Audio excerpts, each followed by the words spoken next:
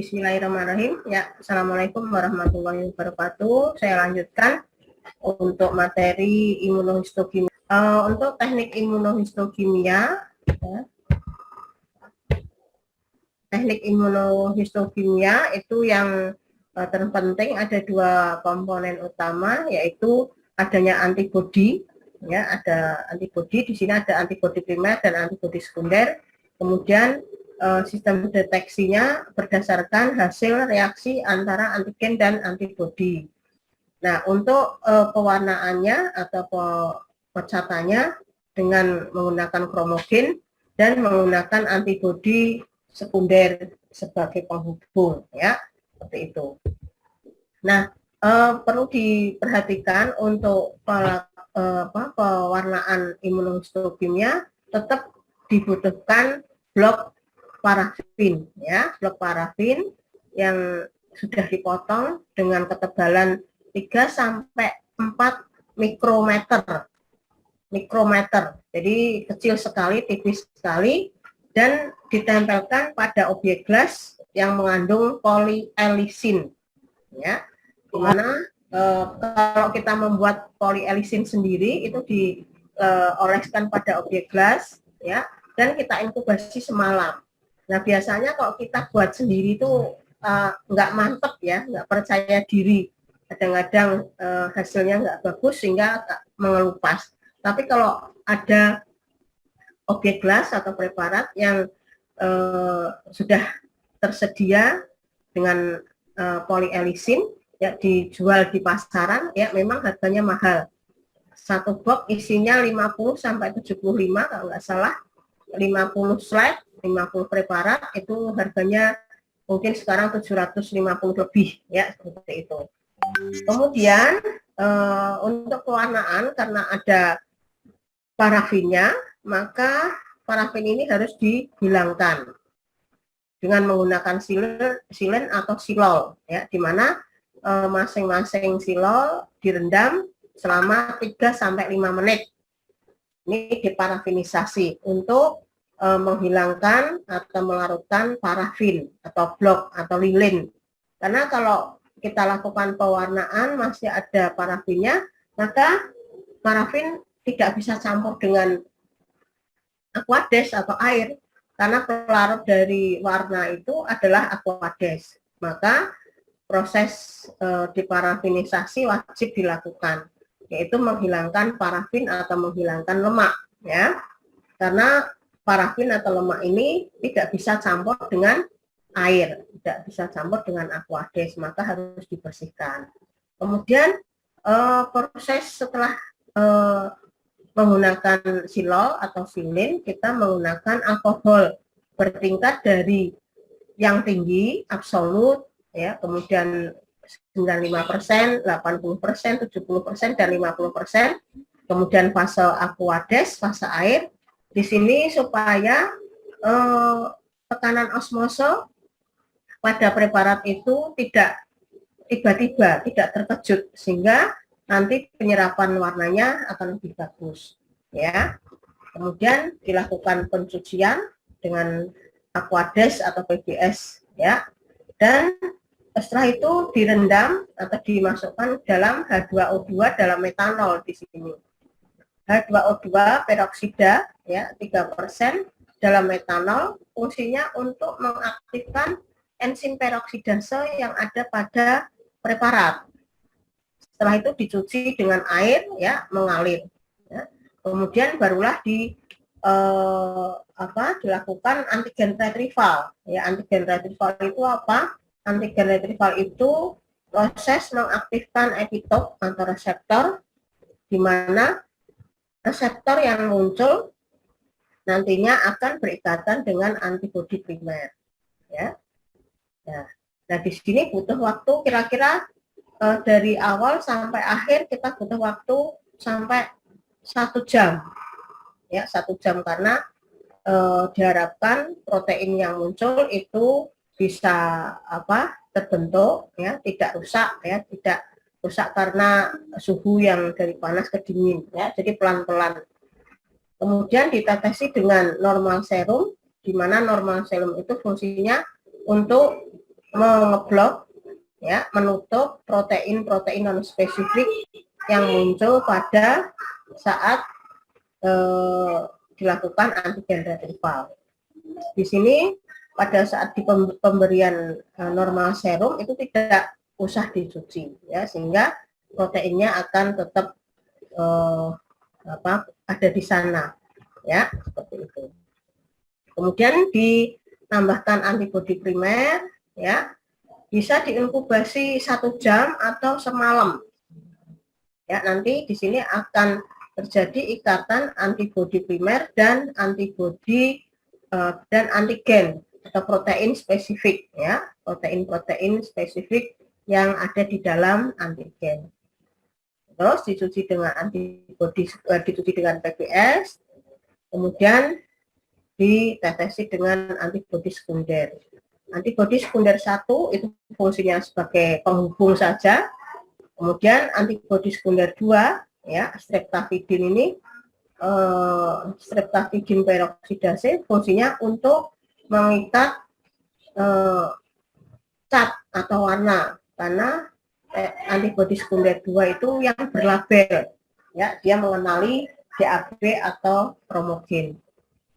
Setelah itu dicuci, ya, di mana limbah DAB ini karena ini karsinogen tidak boleh dibuang di mana-mana atau tidak boleh dibuang di wastafel, harus ditempatkan pada tempat tersendiri, ya, dan pada waktunya dia sudah rusak barulah dikubur, ya, dibuang di tempat yang memadai, ya, tidak mengalir ke selokan-selokan.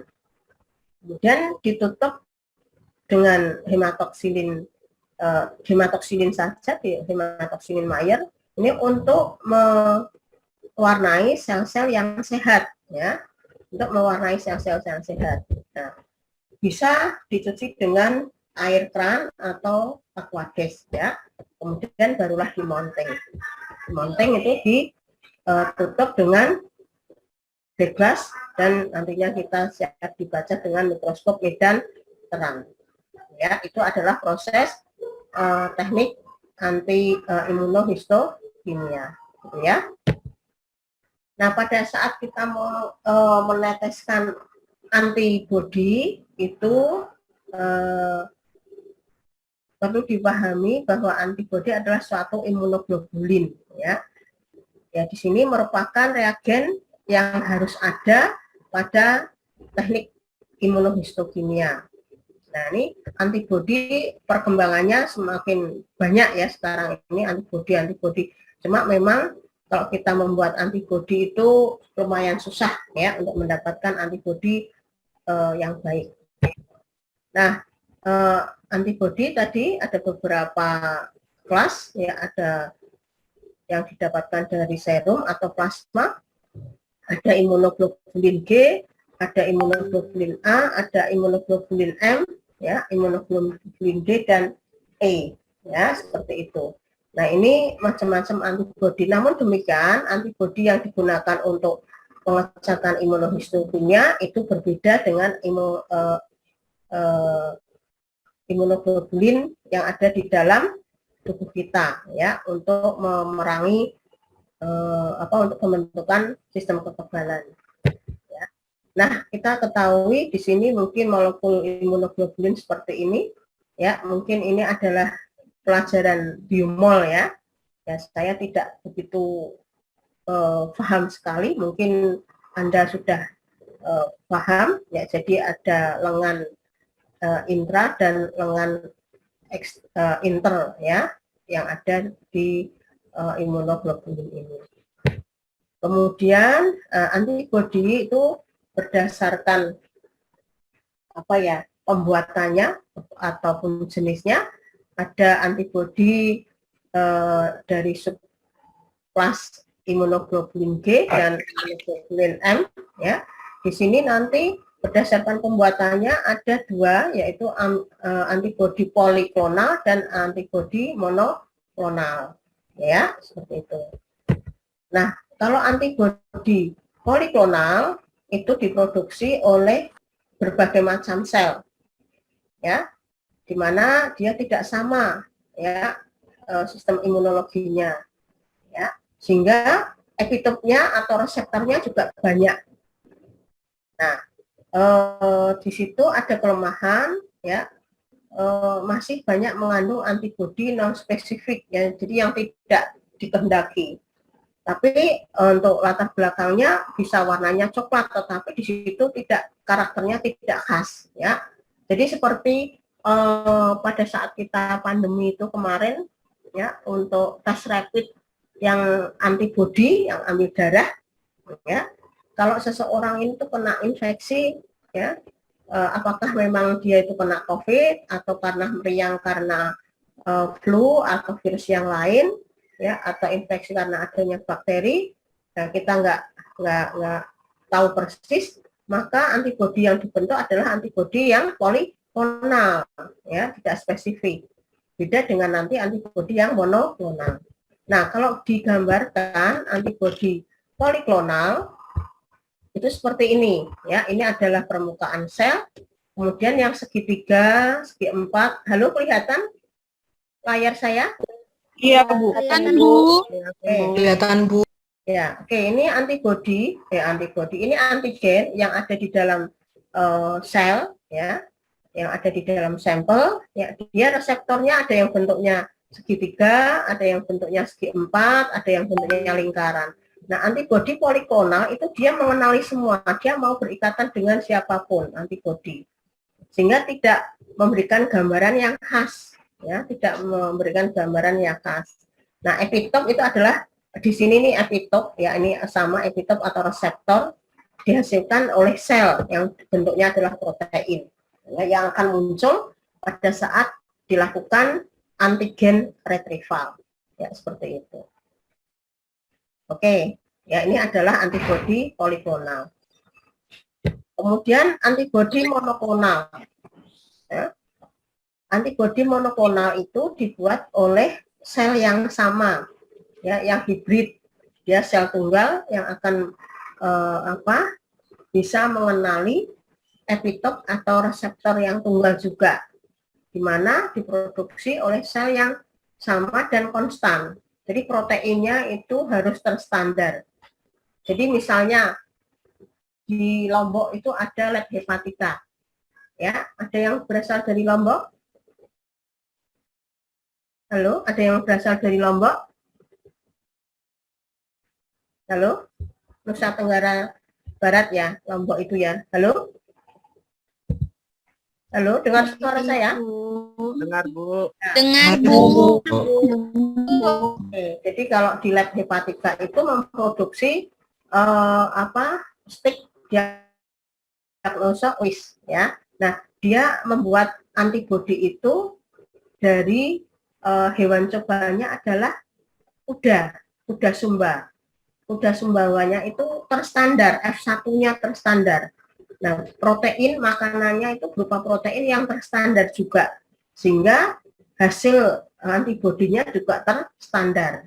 Nah, antibodi monoklonal yang akan diambil, yang akan dibuat adalah antibodi yang berasal dari satu plasma yang memproduksi terus-menerus, dan dia nantinya akan mengenali reseptor yang sama, ya, seperti itu. Nah, ini sangat bagus sebetulnya untuk spesifik. Jadi kalau misalnya sekarang rapid test, ya, yang dengan swab, dengan antigen yang berasal dari hidung, nah itu diharapkan kalau dia ada virus COVID, maka antibodi yang kita tesiskan adalah yang monoklonal. Dia akan mengenali akan mengenali dari COVID itu misalnya seperti itu. Nah, ini dicontohkan seperti ini. Halo, terlihat gambar saya? Terlihat, Bu. Terlihat, Bu. Nah, ini adalah sel, permukaan sel. Ini antibodinya. Terlihat, Bu. Ini reseptornya atau epitop, ya. Nah, ini dia hanya mengenali epitop atau reseptor yang bentuknya segitiga saja. Ya, ini adalah yang monoklonal. Ya, ini monoklonal. Dia akan mengenali yang segitiga. Yang lingkaran dan yang segi empat dia tidak mau berikatan. Ya, itulah antigen yang spesifik, yang monoklonal tadi, ya. Contohnya kalau dengan rapid test yang dari hidung, ya, itu antigen yang berasal dari COVID, misalnya memang dari virus COVID, kemudian antibodinya monoklonal. Kalau dia positif, ya berarti dia positif. Ya, itu dicontohkan seperti itu. Nah, kalau di IHC juga sama dengan ini, ya, antibodi nantinya yang kita tambahkan itu spesifik yang sudah mengenali reseptor yang ada di dalam sampel yang dia berasal dari sel-sel yang mengalami keganasan, mengalami kelainan, ya, seperti itu. Ya, sampai di sini ada yang bisa ada yang bertanya, silahkan. Ya Bu, saya tadi Bu, saya kurang mengerti dengan penjelasan. Lanjutkan ya. Iya Bu. Iya Bu. Jadi untuk metode pengecatan IHC itu ada dua, yaitu metode direct, itu langsung, ya. Jadi antigen yang dilokasi dengan inkubasi antibodi, ya, yang terkonjugasi dengan marker itu tanpa antibodi sekunder. Jadi ini adalah antigennya atau epitop atau reseptornya langsung berikatan dengan antibodi. Nah, antibodi ini tanpa antibodi sekunder, dia ada enzim peroksidasenya, nanti dengan pewarnaan memang, tetapi biasanya tidak khas karakternya, ya, karena labelnya berbeda. Nah, pada pengecatan direct ini hasilnya tidak spesifik seperti itu, ya. Nah, biasanya digunakan untuk bahan-bahan yang karena virus, karena bakteri, jadi karena keinfeksi, ya, adanya pengenalan antibodi karena adanya infeksi virus ataupun bakteri, bukan karena hasil metabolisme dari sel yang mengalami keganasan. Jadi perlu diingat bahwa imunohistokimia itu adalah pengecatan adanya antigen, ya, antigennya itu berasal dari hasil metabolik sel yang mengalami kelainan, mengalami keganasan, ya. Jadi secara biologi molekuler, kemudian dia berikatan dengan antibodi, ya, itu secara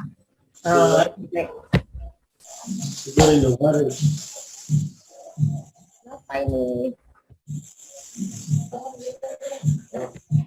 Ya, bisa dilihat. Halo? Bisa dilihat? Iya, Bu. Bisa Bu. Berikutnya adalah metode tidak langsung, indirect. Ya. Indirect ini ada reseptor, ya, antigen, ya, atau protein yang berasal dari sampel berikatan dengan antibodi primer, ya. Nah, kemudian berikatan dengan antibodi sekunder. Biasanya ada antibodi sekunder 1 dan ada antibodi sekunder 2. Nah, antibodi sekunder 2 yang berlabel tadi yang nantinya akan berikatan dengan pewarna, ya, seperti itu. Nah, memang membutuhkan waktu, ya, yang agak panjang, dan biasanya sih hasilnya bagus, ya, untuk yang antibodi metode tidak langsung, ya. Nah, ini juga sama, ya, prinsipnya sama, itu tadi prinsip dasar indirect. Ini juga indirect, ada metode peroksidase antiperoksida, ya. Nah, di sini antibodi sekunder dan ada antibodi sekunder lagi yang ada antiperoksidasenya. Di sini peroksidanya ada di antibodi sekunder yang nanti berikatan dengan cat warna, ya, yang nantinya akan berikatan dengan cat warna. Ini adalah metode PAP kompleks atau peroksidase anti peroksida, ya. Ya, PAP. Nah, biasanya sih hasilnya bagus, ya, akan memberikan warna yang spesifik seperti itu, ya. Ini adalah antibodi primer.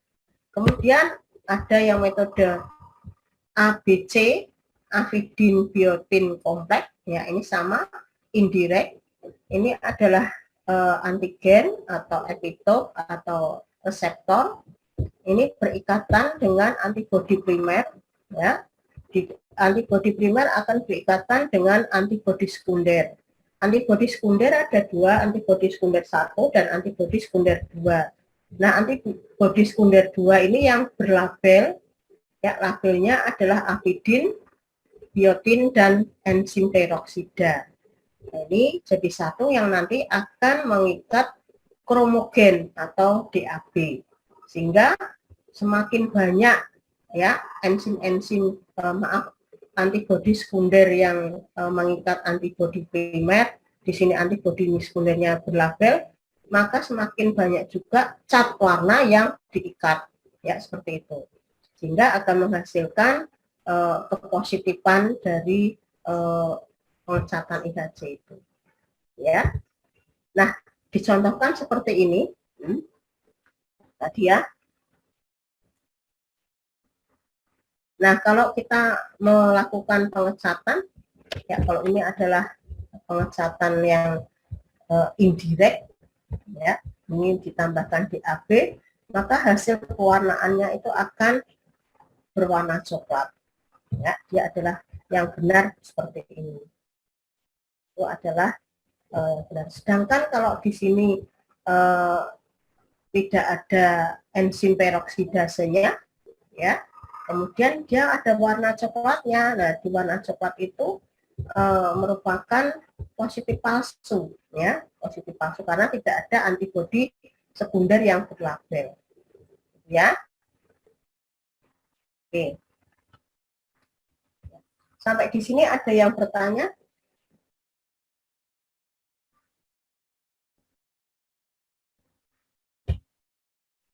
Nah, di sini lokasi antigen, ya, atau lokasi zat yang mengalami kelainan atau biologi molekuler, ya, bisa di dalam inti, bisa di dalam sitoplasma, ya, sitoplasmanya saja atau intinya saja, atau di dua-duanya, bisa sitoplasma dan inti. Kemudian bisa pada membran sitoplasma, ya, seperti ini, ya, di membran sitoplasma. Nah, ini ada beberapa contoh nantinya, ya. Nah, ini adalah pewarnaan inti, ya. Di sini warna inti, ya, intinya terwarnai coklat. Nah, pada pembacaannya ini ada intensitas dan ada densitas. Intensitas adalah kekuatan cat dalam mewarnai sel. Intensitas, ya. Nanti hasilnya apakah lemah, sedang, atau kuat, itu intensitasnya atau warnanya. Tapi kalau densitas itu kerapatan, ya, rapat. Apakah sel yang berwarna coklat itu banyak atau tidak dalam satu lapang pandang? Nah, tentunya pembacaannya tidak hanya satu lapang pandang saja, ya, bisa 50 lapang pandang karena untuk menentukan tingkat kesakitan. Jadi seperti pembacaan TB. Kalau kita membaca preparat TB kan tidak satu lapang pandang saja, ya, dari ujung kanan ke ujung kiri, ya, kalau pakai metode pembacaan yang sekarang, ya, 2x3 itu. Kalau dulu kan sikzak beteng gitu, ya, sekarang lurus saja itu sudah lebih dari 100 lapang pandang. Nah, demikian juga kalau pembacaan dari IHC ini tidak boleh hanya satu lapang pandang saja. Ya, karena apa?